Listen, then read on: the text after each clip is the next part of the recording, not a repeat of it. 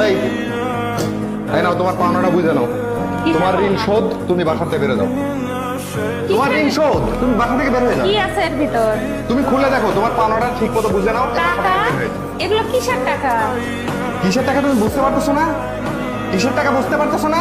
না তো, কিসের টাকা আনছো তুমি? বুঝতেছো না? ভালো করে দেখো, এক একটা 1 লাখ টাকার বান্ডিল। বুঝতেছো না? আবার মনে পড়তেছে না? এখনো মনে পড়তেছে না?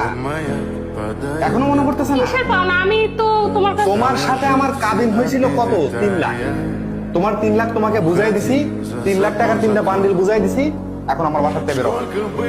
বাসা থেকে বেরো। কম হয়ে গেছে? নাও আরো 50,000 দিলাম। তাই না? আরো 50,000 টাকা দিলাম। নাও। কি বলো তুমি? এসব কি বলো? 3 লাখের জায়গায় 3,50,000 দিলাম। এখন আমার বাসা থেকে বের হয়ে যাও। এখন তো আমি যা খুশি তাই করতে পারি। মেয়েদেরকে বিয়ে করার সময় কাবিন নিয়ে এত ঝামেলা হয় কিসের জন্য?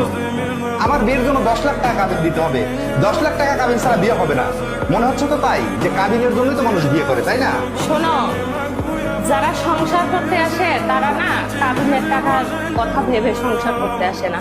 আমি তোমার সাথে সংসার করতে আসছি। আমি তো এই কাবিনের টাকা নেওয়ার জন্য তোমার সংসারে আসি নাই।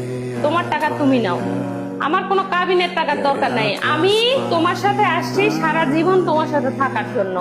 কাবিনের টাকা নিয়ে আমি কি করব? তো তোমার কাছে কাবিনের টাকা গুরুত্বপূর্ণ না? আমার কাছে আমার সংসার, আমার স্বামী, আমার সন্তান এগুলো গুরুত্বপূর্ণ। টাকা তো কাগজের নোট, আজ আছে কাল নাই। এটা দিয়ে আমি কি করব? কি 3.5 লাখ টাকা তুমি এইভাবে ছুড়ে ফেলে দিলা? এই 3.5 লাখ টাকা হয়তোবা অনেকের কাছেই অনেক মূল্যবান, তবে আমার কাছে আমার সংসার, আমার স্বামী সব থেকে বেশি মূল্যবান।